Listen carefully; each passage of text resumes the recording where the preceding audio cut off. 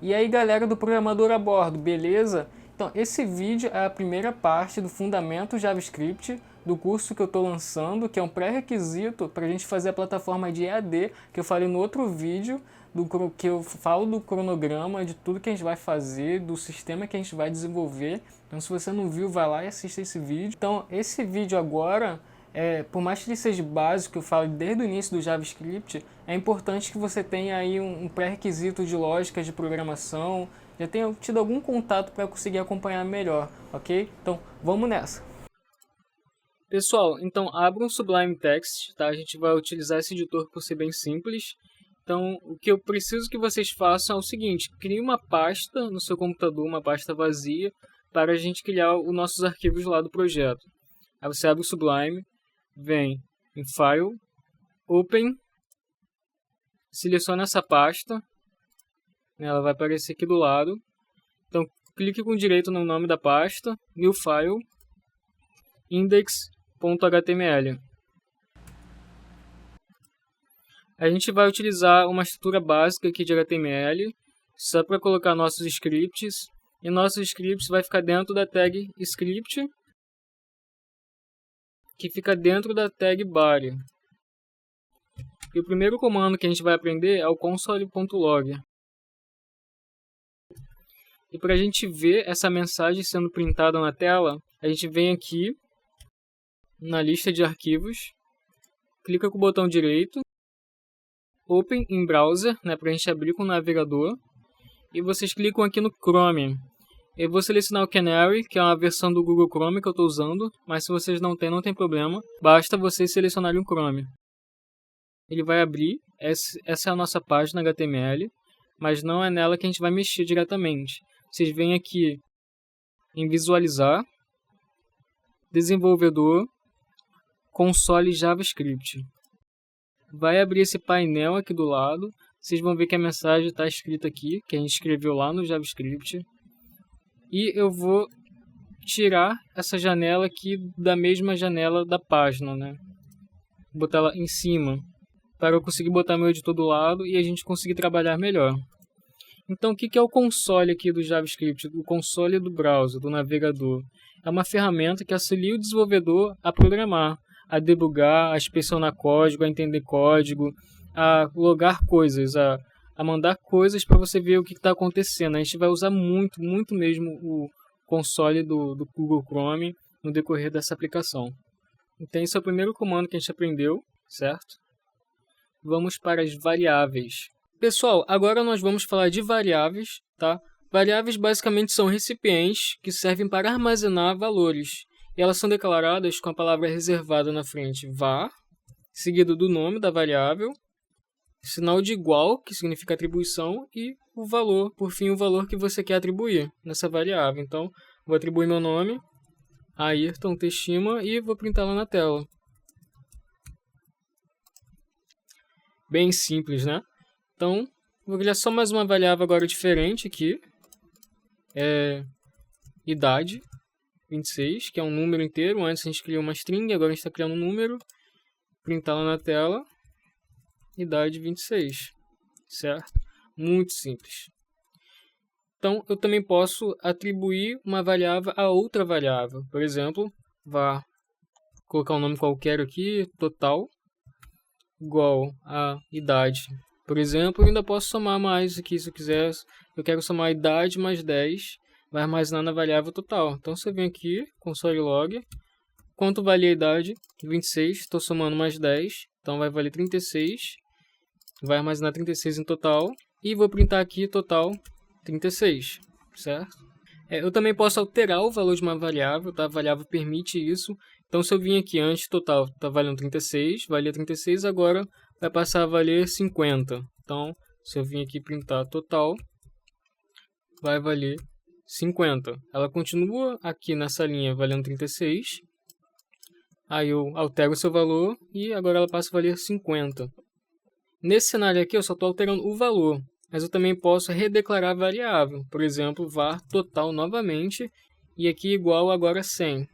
Console log total 100. Simples, né? Aqui Aqui a variável continua a mesma, certo? A mesma que eu criei aqui, eu só estou mudando o seu valor. E aqui eu estou redeclarando essa variável. Bom, sobre variável é isso, é bem simples, bem tranquilo, né, de entender. Existem outras formas hoje de declarar variável, que eu vou falar mais na frente, que é o let e o const. Né? Eu vou falar mais para frente, quando a gente entender mais de functions, de funções, né, de escopo, vai fazer muito mais sentido eu explicar em outro momento. Beleza, galera? Então é isso sobre variáveis. Bom, agora a gente vai falar de strings. Strings basicamente são textos. Então, uma forma mais simples de você criar um texto aqui é armazenando ele numa variável. Então, var nome igual programador a bordo, certo? Console.log nome programador a bordo. Agora tem uns métodos bem interessantes para você trabalhar com strings no JavaScript. Um deles, se você querer saber a quantidade de caracteres que tem uma string, basta você botar o nome da variável, .length, que ele vai te dizer. A string ela nem precisa estar numa variável. Se eu vim aqui botar entre aspas, programador, dar um .length, né, printar essa informação, ele já vai dizer aqui 11. Eu posso converter esse nome, todos esses caracteres para maiúsculo. Então é só vir aqui nome.to uppercase, que é a função que converte para maiúsculo, certo? Posso converter para minúsculo to lowercase. Temos aqui tudo em minúsculo, certo? E tem vários outros métodos legais.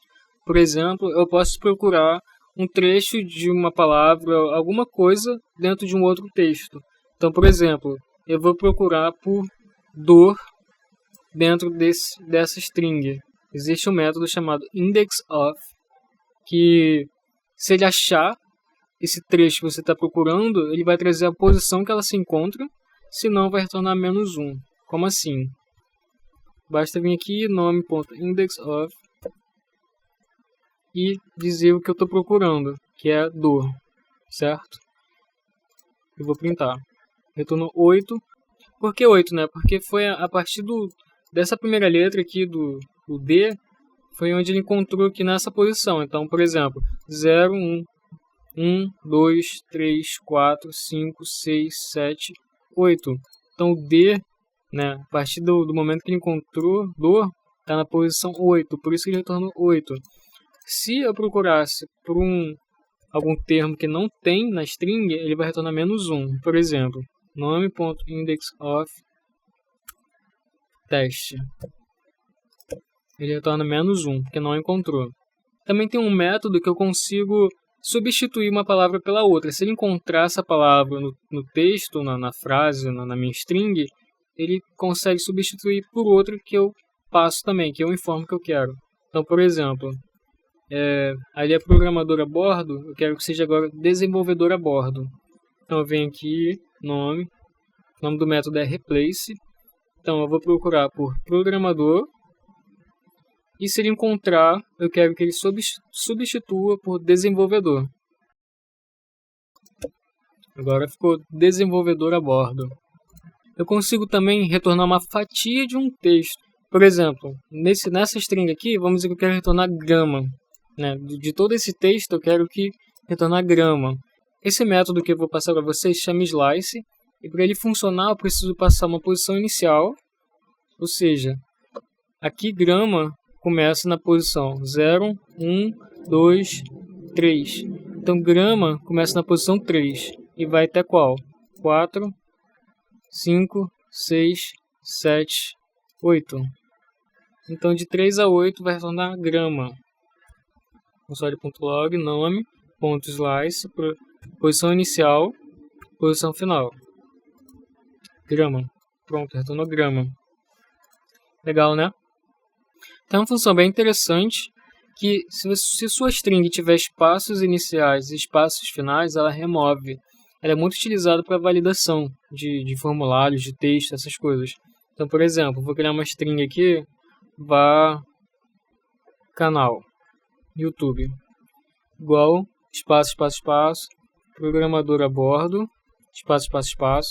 Se eu vir aqui printar canal YouTube, ela vai aparecer com os espaços, certo? Existe essa função que é o trim, canal YouTube.trim, ele remove todos os espaços que tem na direita e na esquerda da sua string. Então, removeu completamente. Existe algo também muito legal na programação e no JavaScript, que é concatenar strings com variáveis. Então, por exemplo, eu vou criar aqui uma variável chamada autor, igual a Ayrton, e eu quero juntar a variável canal YouTube com a variável autor e gerar uma frase, que é a seguinte: o canal do YouTube Programador a Bordo foi criado por Ayrton. Então eu vou printar essa mensagem agora, do jeito que a gente faz no JavaScript. O canal do YouTube, espaço, aí a variável, canal, YouTube, que nessa variável tem o nome do canal, ponto .trim, né, porque ela tem os espaços eles antes e depois, concatenar de novo com uma string,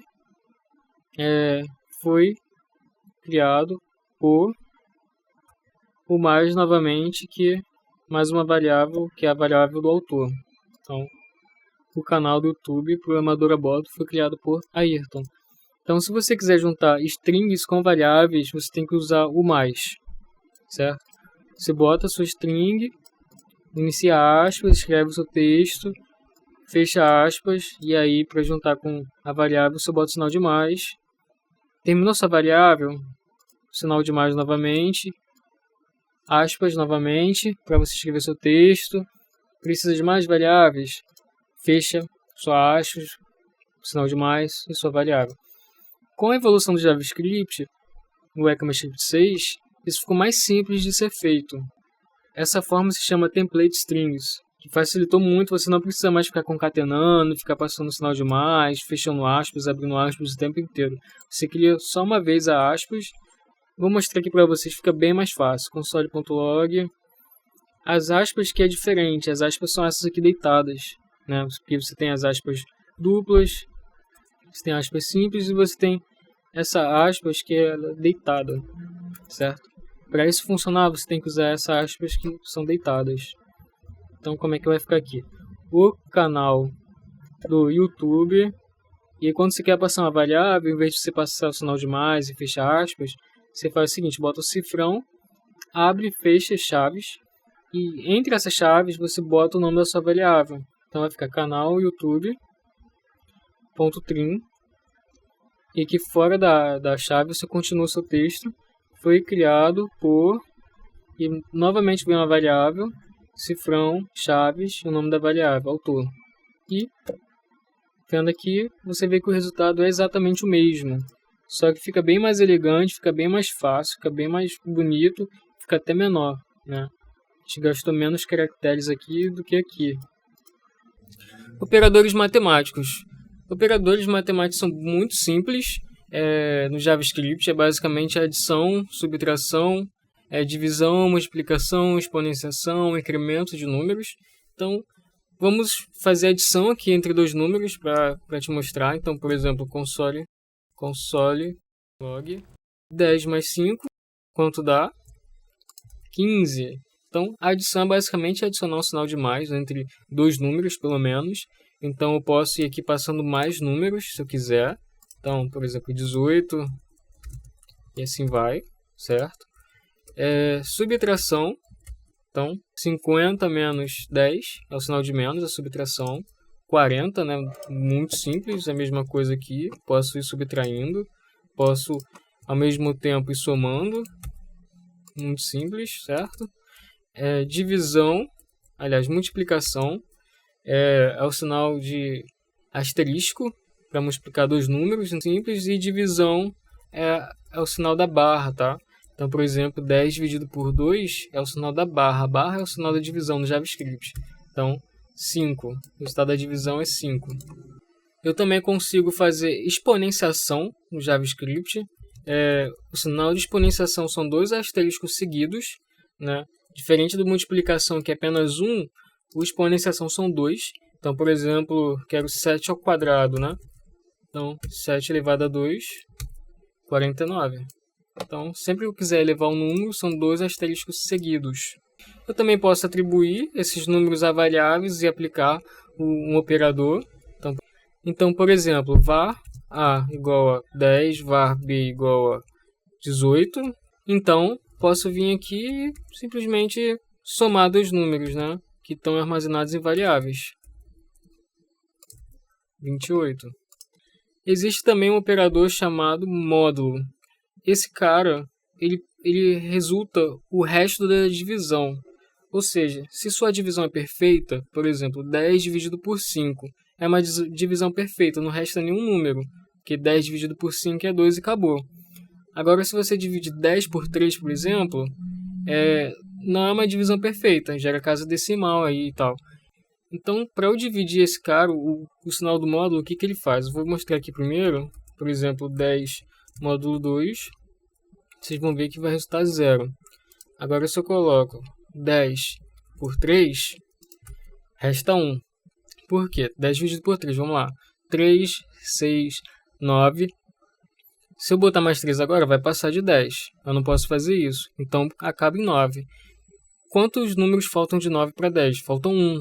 Então, esse é o resto da divisão. É o 1. Entendeu? Então, por exemplo, se eu vim aqui... 10 módulo 4, por exemplo. Então, vamos lá. 4, 8. Se eu botar mais 4, vai passar de 10. Então, eu não quero isso. Então, o 8 é o último número. Então, de 8 para 10, faltam 2. Então, esse é o resto da divisão. Então, o módulo faz isso. E isso é muito utilizado, tá, galera? Parece que é bobo, mas é muito utilizado em todas as linguagens de programação. Então, pegue bem isso. Quando a gente trabalha com números, eu também consigo fazer incremento de um número de forma muito fácil. Então, por exemplo, se eu quiser incrementar 1 em uma variável, por exemplo, que é um número, então eu vou criar aqui uma variável a, novamente, igual a 1. E eu quero incrementar mais 1 nesse número. Uma forma fácil de fazer isso, normal, seria você fazer o quê? A é igual a ela mesma mais 1. Ou seja, A vale 1, acrescenta 1, vira 2 e armazena 2 de novo na variável A. Se eu vir aqui printar, ela vai estar valendo 2 também, certo? Mas existe uma forma mais curta de você fazer isso no JavaScript, que é simplesmente você fazer um A mais mais. Agora, se eu vir printar A de novo, vai ter 3. Entendeu, galera? Eu consigo tanto botar o sinal de mais mais depois do A, quanto antes do A. A diferença entre os dois é que se eu botar o mais mais depois do A, ele vai executar essa operação por último na linha daquela instrução. Por exemplo, atualmente meu A vale 3, certo? Aqui eu estou incrementando. Qual o valor que deveria printar aqui na tela? Deveria ser o 3, que é o valor que ele vale, ou vai ser o 4? Porque eu estou incrementando. O que vocês acham? Vamos lá ver. 3. Por quê? Porque o mais mais depois do A vai atrasar esse incremento. Ele vai executar primeiro as outras instruções, né, para depois incrementar. Ou seja, ele printou primeiro o valor de A, que era 3, e depois que incrementou. Contanto, se eu vir agora e dar um console log no A, ela vai valer 4 aqui embaixo, certo? Então, atualmente meu A vale 4. Agora, se eu colocar o mais mais na frente do A, o que eu estou passando para o JavaScript é que eu quero que ele incremente primeiro para depois executar outra instrução da linha. Então, ele vai valer 5 e depois vai printar esse valor. Então, essa é a diferença do A depois e o A antes, beleza? E, para encerrar, a gente também tem o decremento, que em vez de ser o mais mais, é o menos menos. Então, A vale 5, eu posso vir aqui, menos menos A, que vai valer 4. Agora vamos falar de booleanos no JavaScript, que são os verdadeiros falsos, os tipos verdadeiro e falso, true, false, tá? Então, existe a palavra reservado no JavaScript para true e uma para false. Então, por exemplo, vou criar uma variável que var a igual a true e vou printar ela só para vocês verem. True, fica azulzinho aqui, né? Por ser uma palavra reservada. var b igual a false e console log b. É claro que eu poderia botar aqui direto, né? True e false, que daria no mesmo. Certo? Então agora eu vou mostrar uma série de expressões JavaScript que retornam verdadeiro ou falso, tá? Então é, por exemplo, console.log 3 menor que 5. Isso aqui é uma expressão do JavaScript. Eu estou afirmando 3 é menor que 5. Isso é verdade? Vamos ver? True, é verdade. 3 realmente é menor que 5, certo? Então eu vou, só para deixar mais legível, botar aqui, né? 3 é menor que 5, true. Certo? Esse sinal aqui de menor que justamente é para comparar dois números, tá? Então eu estou verificando se 3 é menor que 5. Então, agora eu vou fazer o inverso. Vou falar que 3 é maior que 5. 3 é maior que 5? Não é, né? 3 é menor que 5. Mas eu estou afirmando que 3 é maior que 5. Isso é uma expressão verdadeira ou falsa? Vamos ver. Deixa eu só corrigir aqui. 3 é maior que 5? Claro que não, né? Eu estou afirmando que 3 é maior que 5, mas não é. Ou seja, então o resultado é falso. A minha afirmação é falsa. Agora vamos aprender o sinal de maior ou igual. Ou seja, o que eu quero dizer é se aquele número é maior ou igual àquele número. Se sim, vai retornar verdadeiro. Então, por exemplo, 5 é maior ou igual a 5? Vamos ver. É verdade. Que 5 é igual a 5. E aqui eu estou dizendo que se 5 é maior que ou igual a 5. Certo? Então, se eu fizesse isso aqui com 6, 5 é maior ou igual a 6? Não, né? 5 é menor que 6. Então, a minha afirmação quando eu digo que 5 é maior ou igual a 6 é falsa. Que 5 é menor que 6. Então, a gente também tem o de menor ou igual, né? Então, eu poderia botar aqui. 5 é menor ou igual a 7? E aí, verdadeiro ou falso? Verdadeiro, 5 é menor que 7. É menor ou igual? Nesse caso, é menor. Então, posso vir aqui, 5 é menor ou igual a 4? Falso, certo? Porque 5 é maior que 4. Então, quando eu afirmo 5 é menor ou igual a 4, essa é uma afirmação falsa. Existe também a expressão de é diferente. Como assim? Eu posso comparar dois números e verificar apenas se eles são diferentes. Então, por exemplo, console.log, quero saber se 10 é diferente de 10.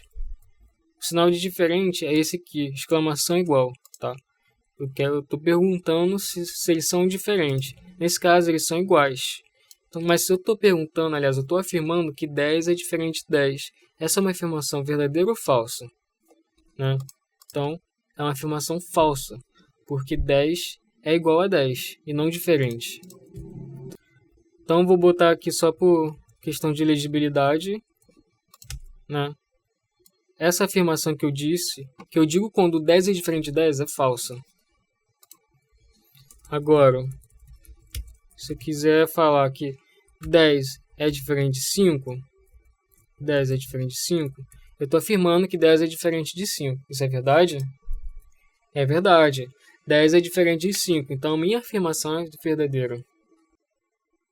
Eu também posso comparar se um valor é igual ao outro, tá? Então, poderia vir aqui e dizer 4. Aí o sinal de comparação são dois iguais, 2 ou 3 iguais. A gente vai falar logo mais adiante por qual é a diferença de 2 iguais para 3 iguais. Mas com 2 iguais eu estou comparando se um valor é igual ao outro. Então, 4 é igual a 4? Né? Essa é fácil. 4 é igual a 4. Agora, 5 é igual a 4? É uma afirmação que falsa, certo? 5 não é igual a 4. Então, quando eu afirmo 5 é igual a 4, isso é falso. Esse tipo de comparação também funciona com string, tá?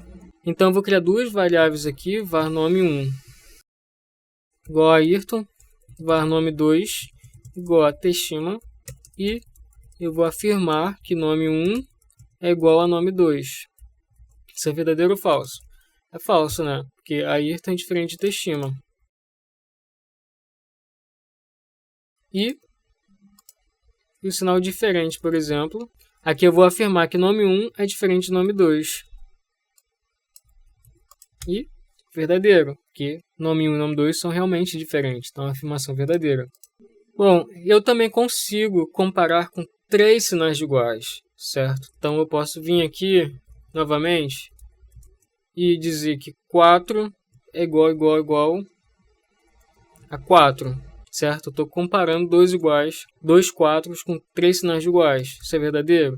É verdadeiro, é claro. A diferença entre 3 iguais e 2 iguais é que os 2 iguais é uma comparação mais fraca. Ela só compara o valor final, não compara o tipo que estamos comparando. Por exemplo, o 4 pode ser uma string ou um 4 que é um número. Então, se eu vim aqui dizer que o 4 string é igual ao 4 número com 2 sinais iguais, ele vai falar que é verdadeiro, certo? Por quê? Porque os 2 sinais iguais só comparam o valor final, e ambos são 4. Mas o sinal de 3 iguais, ele já compara não só o valor, mas também o tipo. Então, os dois têm o mesmo valor, mas um é string e o outro é número. Então, quando a gente usa 3 sinais iguais, ele vai retornar falso. Justamente porque isso é uma string. Agora, se eu vir aqui e esse aqui também transformar em string, ele vai virar verdadeiro. Entenderam, gente? Então, essa é a diferença entre 3 sinais iguais e 2 sinais iguais. No JavaScript, é muito mais comum você usar 3 sinais iguais, que é uma comparação muito mais confiável. Beleza? Bom, vamos falar de operadores lógicos agora, tá? Vou dar bastante exemplo, porque isso pega bastante no JavaScript. Vamos lá. A gente aprendeu sobre os booleanos, né? Então, var A true, var B igual a false, certo? Então, se eu vim aqui, console log A, console log B, true ou false, certo? No JavaScript, a gente consegue negar um booleano, ou seja, convertendo ele para o oposto, transformar o true em false e o false em true. Esse sinal é o de exclamação, a gente coloca ele antes do valor booleano. Então, A é o valor booleano true, e eu estou negando ele, ou seja, agora ele vai imprimir false. E a mesma coisa com B, que era falso, agora vai ser verdadeiro. Então, esse é o sinal de negação. Eu consigo fazer uma dupla negação. O que isso quer dizer? Né? Eu consigo botar 2 exclamações, ou seja, ele vai se negar 2 vezes. Então, A, que é true, vai virar falso. Em seguida, ele vai virar true novamente. Então, virou true novamente. Vou colocar aqui para legibilidade o seguinte. Tá vendo? Essa expressão A com 2 negações resultou em true. A mesma coisa para o B. B, que era falso, vai continuar sendo falso porque eu neguei ele 2 vezes. Ele virou true e virou falso. Mas onde a gente usa isso? Por que a gente nega um valor booleano 2 vezes? É porque no JavaScript tem alguns tipos, tem alguns valores que valem como se fosse um valor falso. Né? Então são eles. Null, existe essa palavra reservada, null. Undefined, uma string vazia, o próprio false e o zero. Todos eles são considerados valores falsos. Então vamos ver isso na prática. Se eu vim aqui imprimir null, null é null, certo? Mas se eu negar ele uma vez, ele vira true, ele vira verdadeiro. Ou seja, ele só vira verdadeiro porque antes ele era falso, certo? Então igual aqui. Quando eu nego B uma vez, B é falso, ele vira true. Então null, por default, ele é um valor falso. Então quando eu nego ele vira true. E se eu negar ele 2 vezes, ele vira falso. Então ele de null agora passou a ser falso, certo? A mesma coisa com os outros tipos. Se eu vim aqui e negar undefined, ele vai imprimir true. Se eu negar 2 vezes, false. Se eu negar string vazia, ele vira true. Se eu negar 2 vezes, false, certo? Se eu negar false, já falei. Se eu negar o zero, ele vira true. Se você negar 2 vezes, ele vira false. Beleza?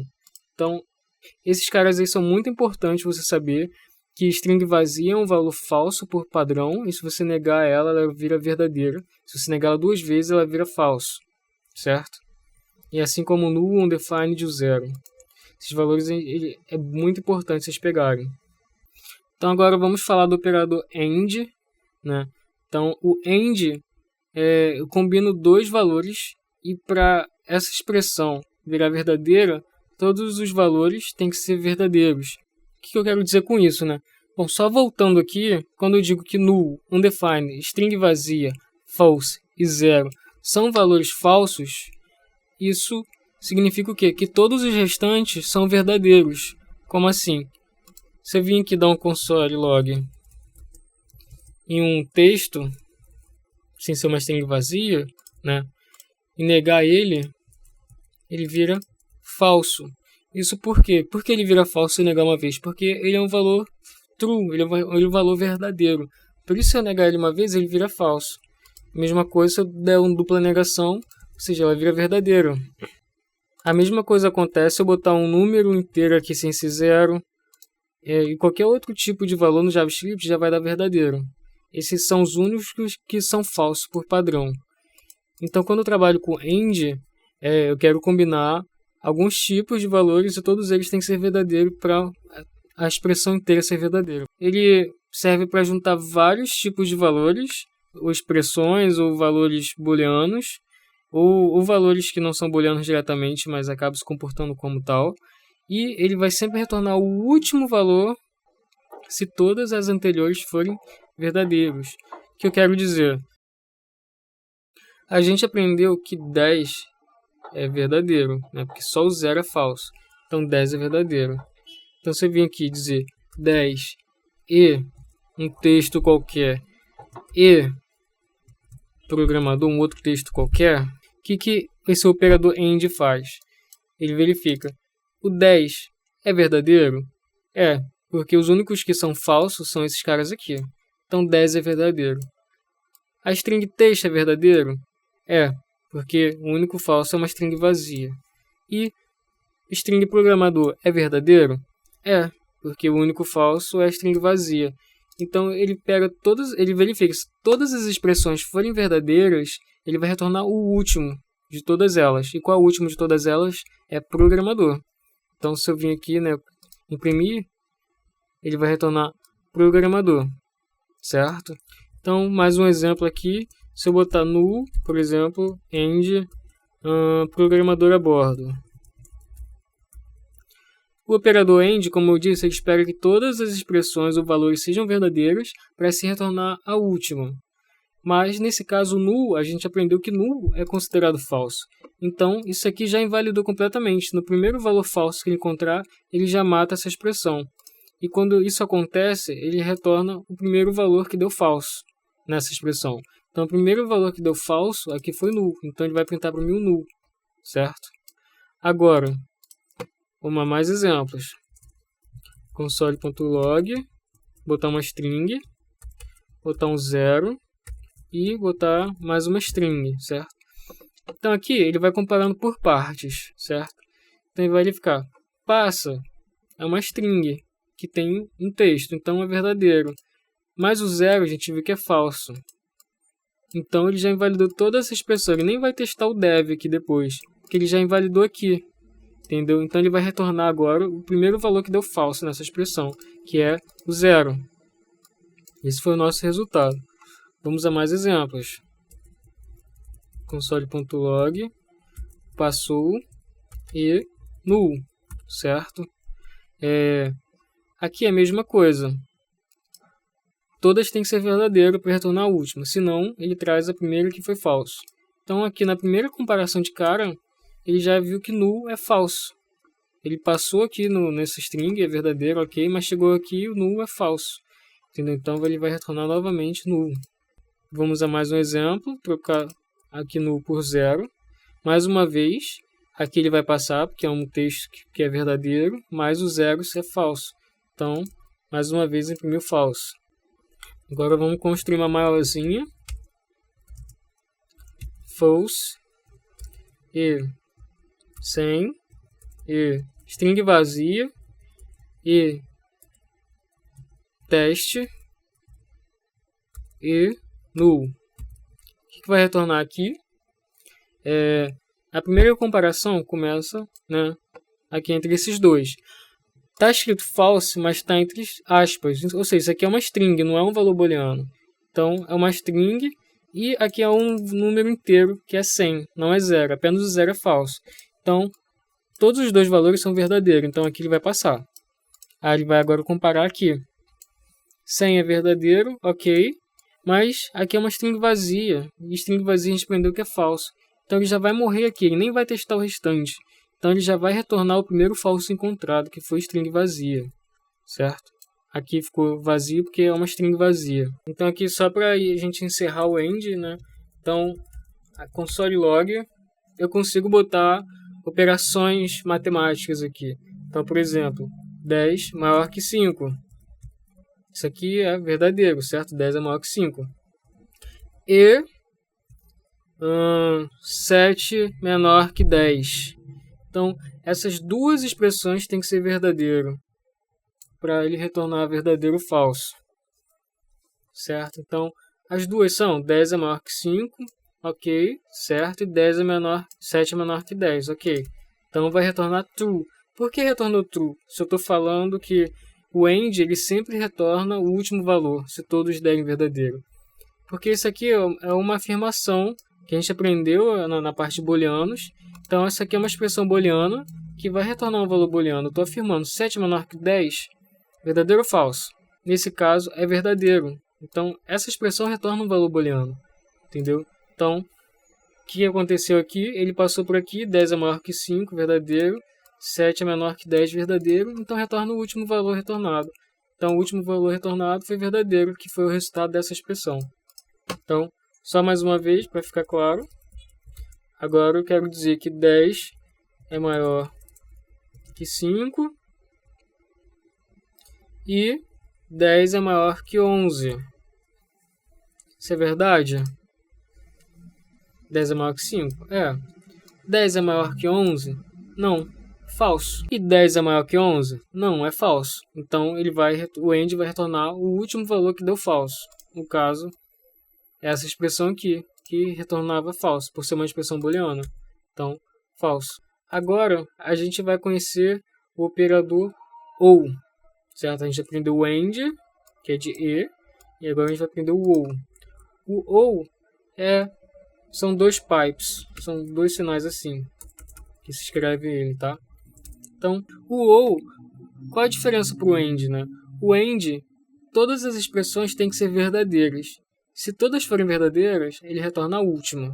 E o que o OU faz? O OU ele procura por uma única verdadeira. Se todas elas forem falsas, mas tiver uma verdadeira, ele vai retornar essa verdadeira. Então, toda a expressão vai ser dada como verdadeira porque tem uma verdadeira. E se todas forem falsas, ele vai retornar a última que é falsa. Então, vamos a vários exemplos aqui. Console log null ou programador a bordo. Então, o que eu falei? Que o OU ele retorna verdadeiro.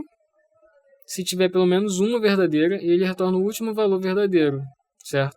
Então, aqui, null é falso, certo? A gente já viu isso. Mas, essa string aqui com escrito programador a bordo é verdadeiro.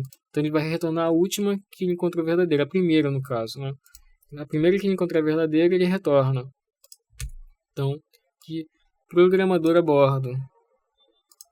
Aqui mais um exemplo, vou copiar lá embaixo. Então, null ou programador a bordo ou 26, certo? 26 também é um valor positivo. Então, ele vai retornar null não vai porque é falso, certo? O OU procura por um único, o primeiro valor verdadeiro. Então, ele vai pegar programador a bordo ou 26. Aqui é OU. Mas, como eu disse, o OU ele pega o primeiro valor verdadeiro. Então, aqui ele vai imprimir novamente programador a bordo. Ele nem chega a analisar o 26, porque ele viu. Aqui é falso, aqui é verdadeiro. Opa, já me resolvi. Então, ele nem continua testando os outros. Agora, mais um exemplo. Console log null, ou string vazia, ou 26. O que ele vai retornar aqui? Pensem aí. Bom, vamos lá. Null é falso, então já morre aí, ele nem olha. String vazia é falso, já falei lá em cima que é, né? Então ele nem vai pegar esse valor também, ele vai testar o último valor que agora é 26. 26 é positivo, certo? 26 é verdadeiro. Então o ou ele vai pegar o último valor positivo, o primeiro valor positivo da expressão. Então retornou para a gente 26. Mais um exemplo. Programador a bordo. Ou teste. Aqui, programador a bordo é o que? É uma string que tem um texto. Ou seja, isso é um valor positivo. Porque só é negativo se for string vazia. Então aqui ele nem testa o restante mais, porque ele já se resolveu. Então aqui ele já vai retornar para a gente o programador a bordo. Certo? Mais exemplo. Vamos colocar agora algumas expressões booleanas. Então, 10 é maior que 5 ou 10 é menor que 11, certo? 10 é maior que 5, verdadeiro, né? É uma afirmação, é uma expressão verdadeira. Ou seja, o ou nem vai mais testar isso aqui, porque ele já se resolveu novamente. 10 é maior que 5, achou sua expressão verdadeira que está procurando, acabou. Então, ele vai retornar verdadeiro, porque essa é uma expressão booleana, ou seja, uma expressão booleana retorna um valor booleano. Então, essa expressão booleana retorna true. Mais algumas expressões aqui. 10 é maior que 5 ou 10 é maior que 11. Mais uma vez, ele já vai ter se resolvido aqui desde o início, então já vai retornar true desde o início. Mesmo essa expressão aqui sendo falsa, ela retorna verdadeira, porque ele já se resolveu com essa aqui, que é verdadeira. Então, mais um exemplo. 10 menor que 5 ou 10 é maior que 11, certo? Aqui, 10 é menor que 5. Essa expressão é falsa, né? Está errada, então aqui é falso. 10 é maior que 11? Também não, né? Também está errado. Então as duas são falsas. Então ele vai retornar o primeiro valor falso que ele encontrar, que no caso foi essa primeira mesmo. Como essa é uma expressão booleana, ele vai retornar falso, porque essa expressão é falsa. Então vamos aqui mais um exemplo. Console log null ou false ou 0, certo? Aqui logo de cara a gente vê que todos os valores são falsos. Então aqui null é falso, a gente já falou lá em cima. False é falso e 0 é falso, né? O único número que é falso. Então, como todas foram falsas, o ou vai retornar o último valor falso de toda a expressão, que no caso é o 0. Galera, então só para encerrar, eu vou combinar o AND e o OR, tá? Em alguns exemplos aqui. Vamos lá. Console log, programador, e 2050, ou string vazia, e 26. Complicado essa, hein? O que vocês acham? Gente, uma coisa é o seguinte, o operador AND, ele tem um pouco mais de força do que o OR, vamos dizer assim.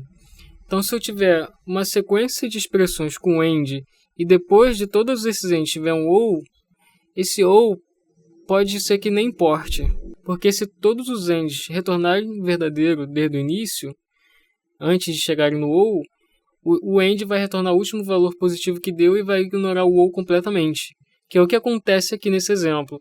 Então, por exemplo, programador é uma string que tem caracteres, então é verdadeira, e 2050 é um número positivo, diferente de 0, então ele é verdadeiro. Então aqui a gente tem um AND que vai retornar 2050 como resultado, porque ele retorna o último valor positivo encontrado, e vai ignorar o OR.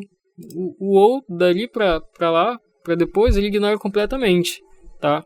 Então, como ele já se resolveu aqui com 2050, então ele vai retornar 2050 e vai passar batido do restante. Ou seja, bote isso na sua cabeça. Sempre que tiver um AND ou uma sequência de ANDs para no final ter um OR, se todos os ANDs forem verdadeiros, ele vai se resolver ali e vai ignorar o OR que vem dali em diante. Então, aqui já resolveu 2050. Vamos mais a um exemplo. Programador e 2050 e a bordo ou 0, certo? Que já começa a facilitar. Como eu disse, a sequência de ANDs são mais fortes, e se todas elas forem verdadeiro, ele vai ignorar o ou que vir dali em diante. Então, programador, verdadeiro, 2050, verdadeiro, e a bordo, verdadeiro. Então, todos os AND deu verdadeiro. Então, você nem precisa examinar o restante, porque ele vai ignorar. Então, aqui ele vai retornar o último valor verdadeiro encontrado, que foi o quê? A string a bordo. Certo? E por último, console log null ou negação de string vazia e programador. Certo? O ou, diferente do AND, o ou ele é um pouco mais fraco. Então, o ou pode ter uma sequência de ou. Se tiver pelo menos um ou verdadeiro, ele vai comparar com o AND que vir depois dele, se tiver algum. Então, por exemplo, null é falso, né? Já viu isso. String vazia é falso, mas eu estou negando. Então, isso aqui na verdade é verdadeiro. Então, entre null e verdadeiro, esse ou retornou verdadeiro. Então, como tem um verdadeiro aí, e tem um AND depois, ele vai fazer essa comparação com o AND. Se ambos fossem falsos, então ele iria retornar o último falso, que seria true. Mas como tem um AND depois, ele vai testar com o AND também. Então aqui ele vai comparar true com programador. True com programador, ambos são verdadeiros, certo? Então o AND vai retornar o último valor verdadeiro, que é programador. Beleza? É isso, galera. Agora nós vamos falar de condicionais. Vamos começar pelo if, que tem toda a linguagem de programação de alto nível, que basicamente testa uma condição. Se ela for verdadeira, executa tal código. E aí a gente consegue adicionar mais alguns se não, a gente vai vendo aqui, ok? Então, é muito simples. No JavaScript, a gente começa com a palavra reservada if, seguido de parênteses. Aí dentro do parênteses vem uma expressão booleana. Né, que a gente viu anteriormente, várias expressões booleanas, com sinal de maior que, igual, negação, AND ou OR. A gente coloca todas elas aqui, e se essa condição for verdadeira, o código vai ser executado. Então aqui vem a expressão, por exemplo, eu vou botar um true. Então se for verdadeiro, abre chaves, e todo o código que tiver aqui dentro vai ser executado. Então aqui algo bem simples, né? Botar um hello world, que a gente não usou ainda. Então se essa expressão for verdadeira, vai ser executado, né? Então aqui eu botei um verdadeiro de cara, então vai ser executado com certeza. Então aqui se eu botar um if false, no console log, não vai ser, óbvio, porque isso aqui é falso, essa condição é falsa, então não vai ser executado, né? Se eu negar esse falso, por exemplo, ele vira verdadeiro, então foi executado. E então segue o normal do que a gente aprendeu realmente sobre operadores lógicos, booleanos. Então qualquer expressão que a gente botar, por exemplo, 3 é maior que 4, vou colocar aqui o console log aqui em string para identificar fácil. Então 3 é maior que 4? Não, então essa expressão é falsa, então não vai aparecer, certo?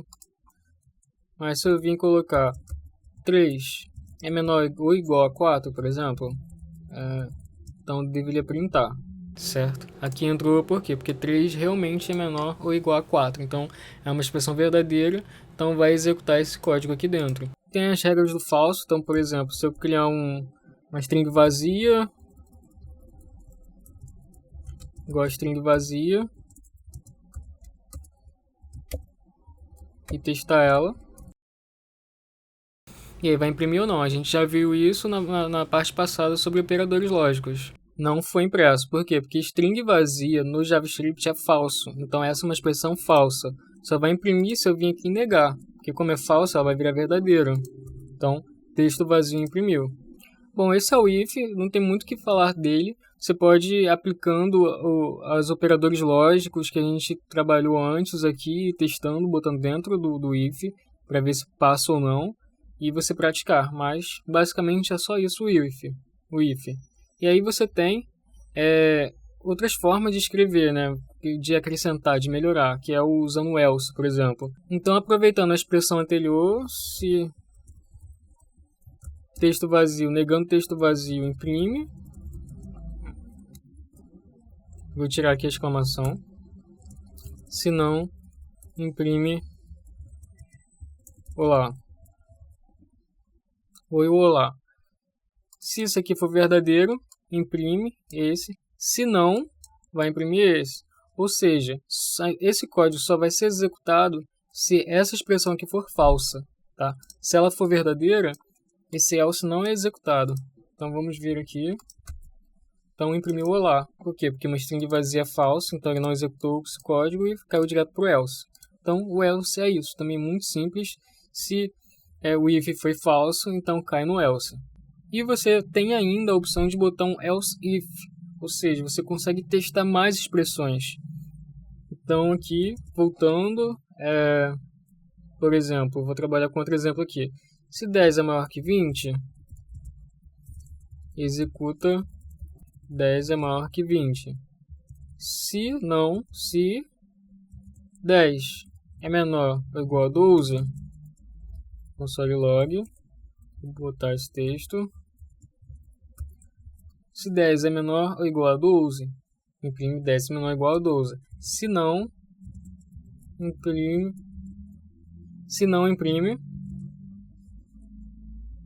programador. Vou botar qualquer coisa aqui. Então, o que isso aqui significa? Se essa expressão for verdadeira, ele executa isso aqui e acabou. Não vai executar mais nenhuma parte aqui do if. Mas se ela for falsa, ela vai para o próximo else if. Então, aqui ele faz um outro teste. Se 10 é menor ou igual a 12, executa isso aqui. Se não, aí ele vai cair no else de qualquer jeito. Se todos os ifs e else if forem falsos, ele cai no último else, né? Então, mas aqui, na prática, foi 10 é maior que 20? Não. Então, essa expressão foi falsa, caiu no else if, que vai fazer outro teste. 10 é menor ou igual a 12? Sim. Então, ele vai imprimir 10 é menor ou igual a 12 e acabou. Ele não cai no else, porque se deu verdadeiro em algum lugar, em algum else if, para por ali. Eu tenho a opção também de criar um if e um else if sem um else. Então, por exemplo, é o mesmo exemplo aqui, é só copiar e colar. E acabou aqui. Então, aqui também vai imprimir 10 é menor ou igual a 12, mas agora eu vou inverter aqui para dar falso também. E não executa nada. Tanto quanto esse foram falsos. Então nada executou. Se eu adicionar um else, aí sim, vai cair no else. Ok? Agora a gente vai falar de operadores ternários. Em muitos cenários ele fica mais elegante que o if-else. Ele também é muito utilizado, realmente é muito utilizado. A gente vai utilizar muito nos nossos projetos. Então veja como é que a gente usa. O que é o ternário, né? Ele é uma forma curta de if-else. Esse if-else simples aqui, a gente consegue facilmente escrever com o operador ternário. Ele verifica se uma expressão é verdadeira, se sim, executa um código, se não, executa o outro. Tá? Ele é bem simples. Então, um exemplo aqui bem tranquilo seria: se for verdadeiro, interrogação, faz isso, se não, dois pontos, faz essa outra coisa. Essa é a expressão dele. Aqui é a expressão, se for verdadeiro, executa isso, se for falso, executa isso. Eu botei uma string aqui, mas poderia ser qualquer coisa. Então aqui eu vou botar programador ou designer. Então se for verdadeiro, vai imprimir programador, se não, vai imprimir designer. Essas são os caracteres que devem ser usados. Interrogação e dois pontos. Programador. Se eu botar ela como falso, copiei e colei aqui, designer. Essa é a forma que você trabalha com o ternário. Vou botar mais um exemplo aqui para ficar melhor. Vou criar uma variável, idade igual a 26. E vou fazer um teste. Se ele for maior de idade, ou seja, ele tem que ter 18 anos ou mais, imprime maior de idade. Se não, menor de idade. Então ele é maior de idade, que eu tenho 26 anos, certo? Então esse é o operador ternário, ele é muito simples, muito tranquilo, que não precisava ser uma string, pode ser uma função, pode ser qualquer coisa, não precisa ser um texto, qualquer coisa que seja verdadeiro ou falso, beleza? A gente vai falar agora sobre switch case, ele é outra forma de fazer if-else. O if você testa uma expressão booleana, já o switch case, no JavaScript pelo menos, você bota lá uma expressão e os cases, na verdade, você testa o valor retornado e não se é verdadeiro ou falso. Você testa, por exemplo, switch cor, uma variável cor. Aí os cases são se for azul, se for verde, se for laranja, se for rosa. Aí se for rosa, executa o código. Se for verde, executa o código. Bom, então vou criar aqui minha variável, né? Uma variável de cor amarelo, e vou usar aqui o switch. A gente vai usar 3 palavras para usar o switch case, que é o switch, o case e o break, são essas 3 palavras reservadas. Então, switch, entre parênteses, o valor que eu quero testar, no caso a variável cor, então cor, abre e fecha chaves, e agora eu vou botar os cases, que são os casos que eu quero testar. Caso seja azul, 2 pontos, imprime cor azul, certo? Break. O que é o break? O break é, se cair nesse caso de ser azul, eu quero que a execução pare ali, não precisa executar nenhum case mais, porque isso ajuda em performance, né? Ficar testando coisas desnecessárias, se você já achou o que você queria, quanto do que realmente não há real necessidade, porque tu já encontrou o caso, né? Então a gente bota o break para ele parar ali e sair do switch. Então agora mais um case amarelo, cor amarelo, break, case, vou botar mais um case aqui, cor vermelho, break, certo? Então esse é meu caso de teste. Estou testando a variável cor. Se ela for azul, imprime cor azul. Se for amarelo, imprime cor amarelo. Se for vermelho, imprime cor vermelho. Vamos ver aqui o resultado. Cor amarelo. Então, o switch case tem uma outra palavra que eu esqueci de mencionar, que é o default. E a gente consegue passar um valor default, um valor padrão. Caso nenhum case seja verdadeiro ali, né, no teste, ele vai cair no valor default. Então, vou só copiar aqui em cima, botar aqui embaixo. Vou continuar testando cor, mas agora que eu vou alterar para uma outra cor, pode ser verde. E vou botar um valor default aqui, né? Então, caso não seja azul, nem verde, nem vermelho, vai imprimir cor rosa. Break. Então, é assim que a gente escreve um valor default, com a palavra reservada default, 2 pontos, e aí o código, e aí o break. Então, vamos ver. Cor rosa, certo? Se eu voltar aqui para amarelo, ele vai imprimir cor amarelo, que deu match aqui, né? Como agora eu alterei aqui para verde, então ele parou de cair aqui e está caindo no valor default. Nós também conseguimos criar um cenário de multicase. Como assim? Mostrar na prática. Switch cor case vermelho, case amarelo, case laranja, imprime cor quente, break. Ou seja, o que eu quero dizer com isso, né? Se a cor ou for vermelho, ou for amarelo, ou for laranja, vai imprimir aqui, entendeu? Então pode cair em qualquer um desses 3, vermelho, amarelo, laranja, vai executar o mesmo código, tá? Então aqui, por exemplo, caso seja verde, ou azul, ou roxo, imprime cor fria, break. Se não, um valor default não identificado, certo? Então é assim que a gente faz um cenário de multicase. Caso seja vermelho, amarelo, laranja, executa esse código. Caso seja verde, azul, roxo, executa esse código. Se não, imprime não identificado. Vamos ver o resultado? Cor quente. Se eu recriar a variável cor aqui e botar... Nem preciso recriar, eu posso botar aqui direto. Caso seja azul,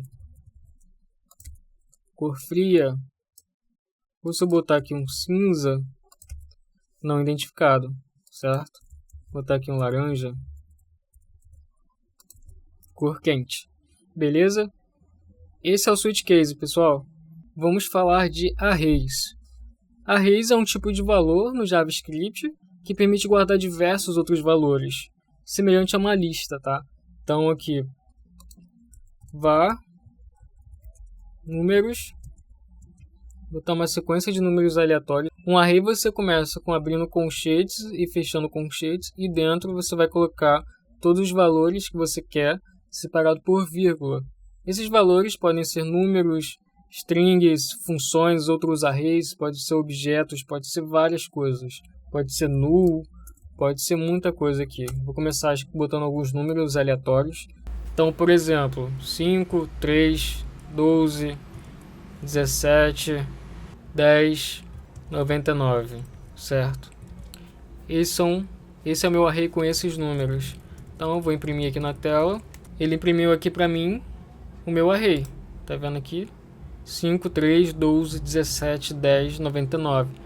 E o que são esses números aqui, né? 0, 1, 2, 3, 4, 5. É porque é a posição que está cada número. Então, na programação, a gente sempre começa a contar pelo zero. Tá? A primeira posição não é a 1, é a posição 0. Então, o número 5, dentro do array, ele está na posição 0. E o 3 na posição 1, o 12 na 2, o 17 na 3, o 10 na 4 e o 99 na 5. Tá? Então, se você não sabia, fique sabendo, isso é muito importante. Bom, a gente viu ali que, né, eu dei um console log no array inteiro, imprimiu todos os valores, mas se eu quiser pegar um valor por valor, por exemplo, se eu quiser imprimir só o número 12, como é que eu faço? É possível? Claro que é. Se eu vim aqui, imprimir números, e aí eu tenho que saber a posição que está o número 12. Então vamos descobrir? Eu disse que, né, um array você começa a contar a partir da posição 0. Então, aqui é a posição 0, 5, o 3 está na 1 e o 12 está na 2. Então, para eu pegar o valor 12, basta eu passar aqui que eu quero o valor que está na posição 2, entre colchetes. Então, é assim que a gente pega um valor de um array. Tu passa a variável, tu passa o array e entre colchetes você diz qual é a posição. Então, aqui eu vou imprimir números 2. Imprimiu o 12 para mim, certo? Então, por exemplo, agora eu quero imprimir o 99. 99 está em qual posição? 0, 1, 2, 3, 4, 5. Vou imprimir aqui a posição 5. 99, certo? E, por último, quem está na posição 0, que é o 5.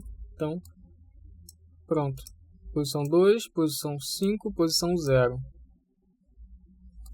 Se eu quiser descobrir a quantidade de valores que tem no array, existe uma propriedade que você passa aqui, que é o ponto length. Assim eu descubro a quantidade de elementos que tem um array. Ele tem 6 valores dentro. Agora eu vou passar mais alguns métodos aí para você trabalhar com array. Array é muito mesmo utilizado no JavaScript. Eu vou passar alguns métodos aqui que são interessantes.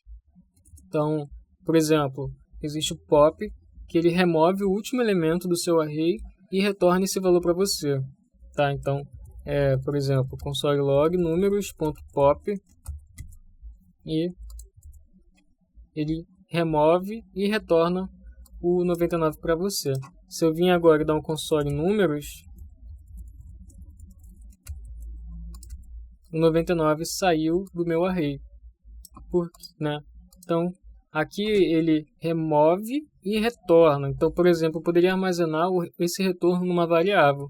Vim aqui declarar uma variável, número retornado, igual a números.pop. e aqui embaixo imprimir essa variável. Aqui eu estou fazendo duas impressões, número retornado e do array novamente. Então você vai ver, ó, vou colocar um texto aqui para ficar mais fácil a identificação.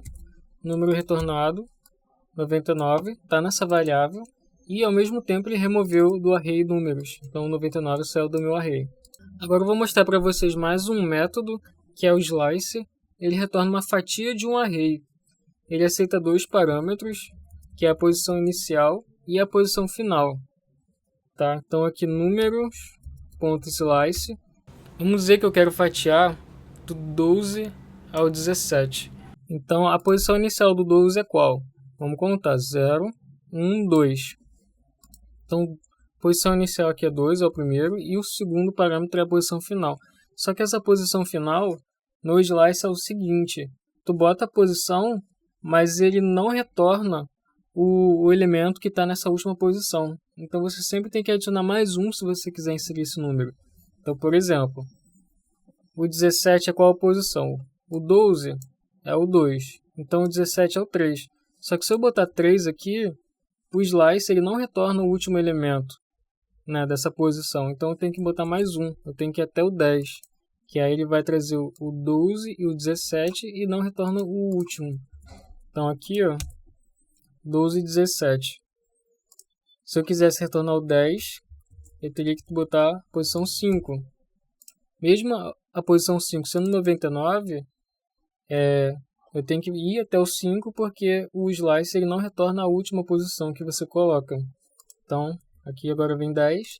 No slice eu também posso omitir a posição inicial, a posição final. Então eu posso botar aqui 3, vai pegar do 17 em diante. Bom, esse foi o slice.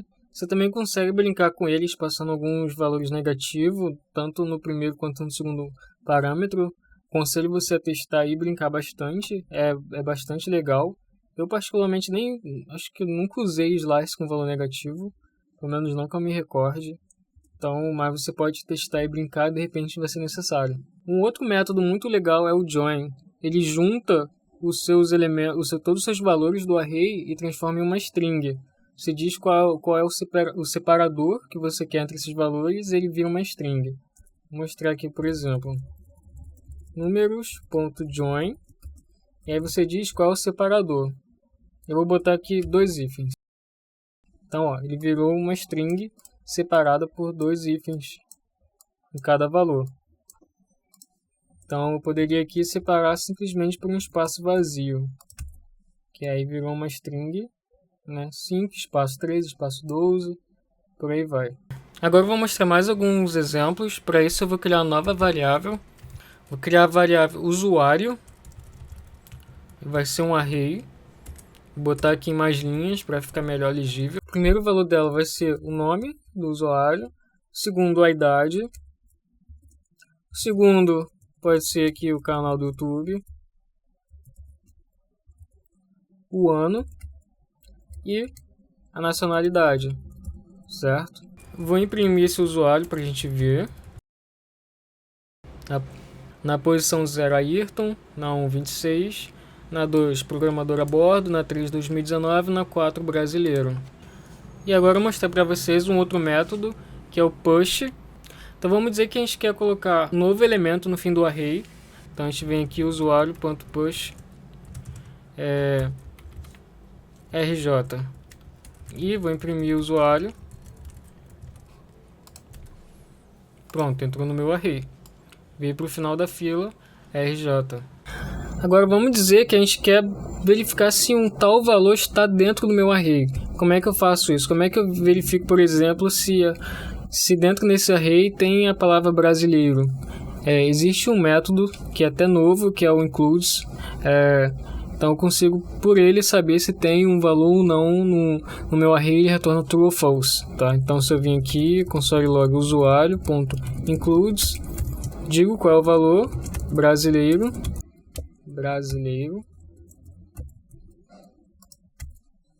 retornou verdadeiro para mim. Se eu duplicar aqui, botar japonês, retornou falso, né? Então mais um aqui, botar 2019 verdadeiro. Opa, deu falso por quê? Porque eu botei como string. Foi só para pegar vocês. Então aqui, ó, verdadeiro. Então, essas são expressões que eu poderia botar no if, por exemplo. Usuário.includes 2019 executa tal código, entenderam? Existe um outro cara para você verificar se tem um elemento no array, que é o index of. Só que ele retorna diferente de true ou false. Se ele encontrar um elemento no array, ele vai retornar qual é a posição que está esse valor. Se ele não encontrar, ele retorna -1. Então, aqui, usuário, index of, botar 2019. Ele retornou 3, porque, vou abrir aqui meu array, 2019 está na posição 3, certo? Então, se eu botar aqui um valor que não existe, vou botar japonês novamente, ele retorna -1, porque não encontrou. Então, sempre que não encontrar, ele vai retornar -1. E como é que a gente faz para fazer um merge de dois arrays? Como é que a gente junta dois arrays? Vamos dizer que eu tenho dois arrays separados em duas variáveis e eu quero juntar esses dois arrays num só. Ou seja, eu quero pegar todos os valores dos dois arrays e botar eles num array só, virando todos os valores de um único array. Então, vou criar aqui dois arrays de exemplos. Vou criar um var ar1, ar de array, array1. Vou botar aqui 3, 2, 1, certo? Var array2. Vou botar aqui um array de strings. Então, programador a bordo, certo? E o que eu quero que aconteça? Eu quero que no fim vire um array só, assim. Eu quero que esse seja o meu resultado final. Juntar os dois arrays. Existe um método concat que já faz isso pra gente. Então eu passo o array1.concat e o parâmetro é o array2. Ele retorna um novo array exatamente assim, ele juntando os dois arrays. Então, por exemplo, eu vou criar uma variável aqui, var resultado array1.concat array2 concat array2 e vou imprimir essa variável. Prontinho. Imprimiu, ó. Ele gerou um novo array exatamente desse jeito aqui que a gente queria. Botou os valores do primeiro array e os valores do segundo array. Entendeu? Se eu quiser alterar essa ordem, basta botar aqui array2 concat array1. Então agora o programador a bordo vai vir primeiro. Então essa é uma forma de juntar dois arrays. Se eu tivesse um terceiro array aqui, vou nem criar variável, basta eu encadear aqui os concats. Então, por exemplo, poderia vir aqui concat e colocar um outro array aqui. Então, teste fulano, ciclano. Então, eu estou concatenando outro array. Isso aqui poderia ser uma variável aqui fora, né? Assim. Mas eu estou passando isso aqui direto como parâmetro no meu concat. Então, vamos ver o resultado. Então, aqui, ó, eu juntei 3 arrays. Eu posso ir encadeando concat e juntando, mergeando o array à vontade.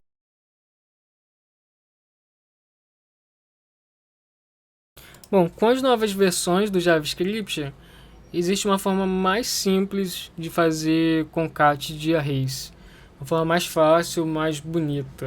Que é o seguinte, ele gera um novo array, quantos arrays eu passar, ele junta todos os valores e transforma em um array só.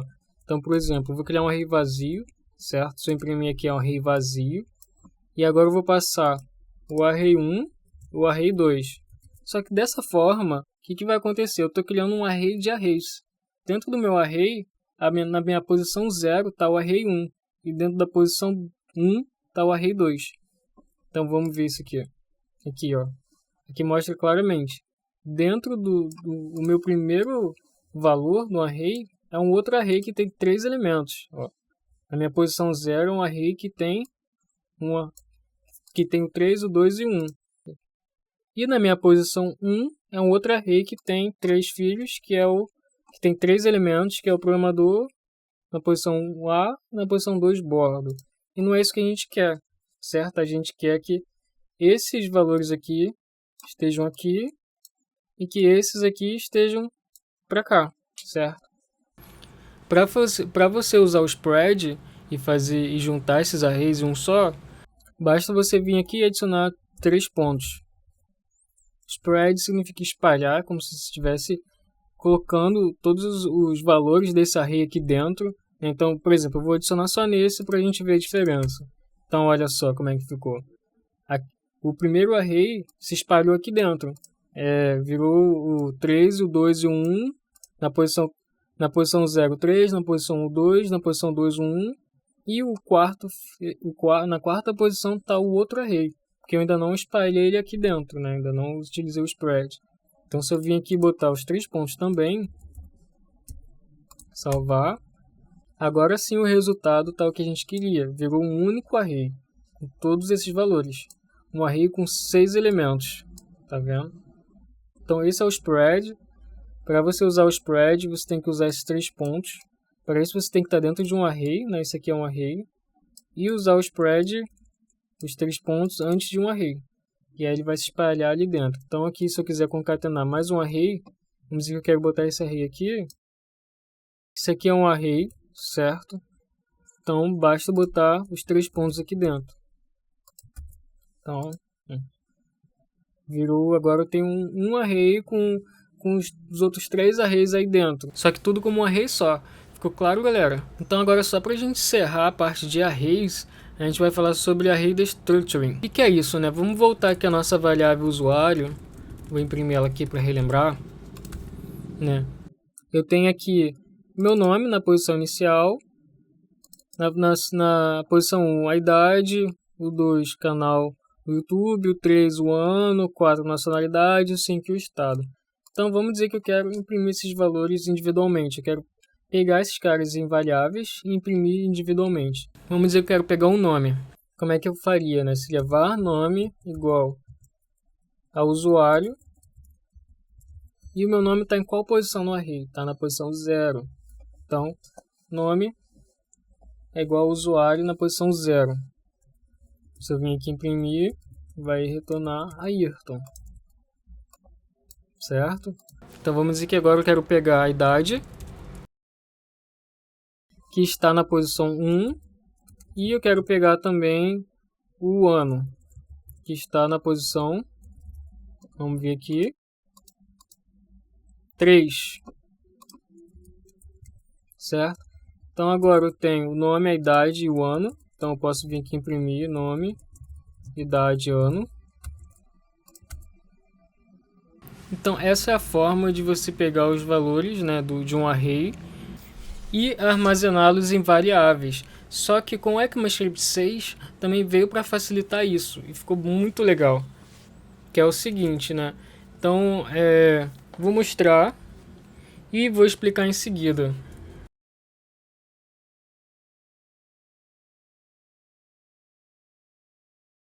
Bom, é desse jeito aqui que funciona o Destructuring. Vou só imprimir e já vou explicar. Então, ó, imprimiu exatamente a mesma coisa. O que eu quero dizer com isso? O que são esses conchetes? Conchetes não são arrays, isso aqui não são valores. O que está acontecendo, né? Bom, só é array quando está do lado de cá, né? Do lado direito do sinal de igual. Aqui do lado esquerdo, nesse caso aqui, é o Destructuring. Ou seja, aqui eu coloco o nome das minhas variáveis que eu quero. E ele automaticamente retira desse array, faz, né, copia o valor de acordo com a posição. Então aqui é como se fosse um array inverso, né? Então, por exemplo, na posição 0, eu quero que seja armazenado na variável nome o valor da posição 0 de usuário. Entenderam?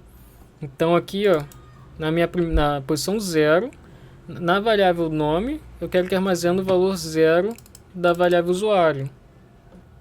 Aqui, idade. Eu quero que na variável idade, que está aqui na posição 1, seja armazenado o valor da posição 1 da variável usuário. E o ano ele já está na posição 3. Então, aqui, por isso que tem 2 vírgulas. Porque na posição 2, eu não pego nada.